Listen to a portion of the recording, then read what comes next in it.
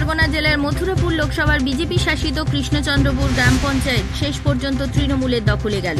হাতছাড়া হলো বিজেপি। সবেমাত্র লোকসভায় জিতে আসা সাংসদ বাপি হালদারের নিজের গড়ে কৃষ্ণচন্দ্রপুর গ্রাম পঞ্চায়েত তৃণমূলের হাতছাড়া হয়ে বিজেপি প্রধান গঠন করেছিল। এই ঘটনার পর থেকে মনমরা হয়ে পড়েছিলেন বাপি হালদার নিজে। শেষ পর্যন্ত বাপি হালদারের রাজনৈতিক কৌশল এবং দলের উন্নয়নের কাছে নতি স্বীকার করল বিজেপি শাসিত গ্রাম পঞ্চায়েতের প্রধান উপপ্রধান সহ সদস্যরা। গত কয়েকদিন আগে দুই বিজেপি এবং দুজন সিপিআইএম এর সদস্য বাপি হালদারের হাত ধরে তৃণমূলে যোগদান করে, যার ফলে 15 আসন বিশিষ্ট কৃষ্ণচন্দ্রপুর গ্রাম পঞ্চায়েতে বিজেপির হাতছাড়া হয়। আজ প্রধান উপপ্রধান দুজনে তৃণমূলে যোগ দিলেন, তাই অঞ্চল গঠন করায় তৃণমূলের আর কোনো বাধা থাকল না। উল্লেখ্য, গত পঞ্চায়েত নির্বাচনে বিজেপি 6, সিপিআইএম 3 এবং নির্দল 2টি এই 11টি আসন নিয়ে পঞ্চায়েত দখল করে প্রধান হয় বিজেপি। তৃণমূল পেয়েছিল মাত্র 4টি আসন।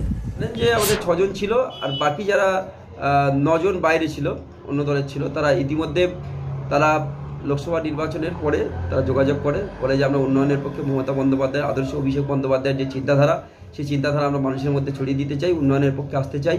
তারা আবেদন করেছিল। আজকে তাদের সেই আবেদনের সম্মতি দিয়ে দল তাদেরকে দলে নিয়েছে এবং যিনি বিজেপির প্রধান ছিলেন তিনি রেজিগনেশন দিয়েছেন, উপপ্রধান রেজিগনেশন দিয়েছেন।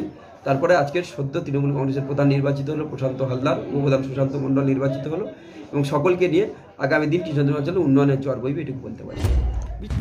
উল্লেখ্য, পঞ্চায়েত প্রধান গঠনের আগে নির্দল এবং সিপিআইএম প্রার্থী কোনো এক গোপনীয় জায়গায় তুলে নিয়ে আটক করে রাখার অভিযোগ উঠেছিল শাসক দলের বিরুদ্ধে। শেষ পর্যন্ত হাইকোর্টের নির্দেশ অপহৃত 4 সদস্যকে পুলিশ হাজির করে অঞ্চল গঠনের দিনে। তারা বিজেপিকে সমর্থন করে, তাই পঞ্চায়েত দখল করে বিজেপি। বিজেপি শাসিত পঞ্চায়েত নানান সমস্যার মধ্যে চলছিল।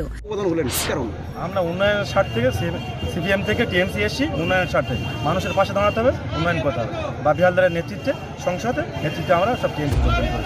গত কয়েকদিন আগে দুজন বিজেপি সদস্য, দুজন নির্দল পর্যায়ের সদস্য তৃণমূলে যোগদান করায় তৃণমূলের শক্তি বৃদ্ধি সদস্য সংখ্যা হয় 8, বিজেপির সঙ্গে থাকে 7। প্রধান উপপ্রধান সংখ্যাগরিষ্ঠতা হারিয়ে ফেলে। তার মধ্যে শাসক দলের উন্নয়নে সামিল হতে আজ প্রধান উপপ্রধান সহ নিজের দলে রিজাইন দিয়ে তৃণমূলে যোগদান করে।